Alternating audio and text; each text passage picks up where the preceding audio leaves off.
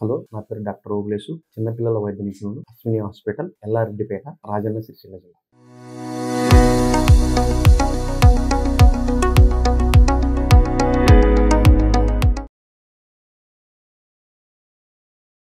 తల్లిపాల ప్రాముఖ్యత. పుట్టిన బిడ్డకు సాధారణమైన ప్రసవం అయితే కనుక అరగంటలోపు తల్లిపాలు మాత్రం ఇవ్వచ్చు.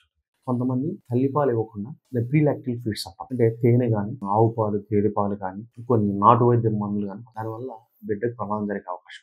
తల్లిపాలు మొట్టమొదటి 3 రోజుల్లో వచ్చే పాలను కొలెస్ట్రాల్ అంటే చనుబాలు అంటాం. ఇవి అత్యంత పోషక విలువను కలిగి ఉంటాయి.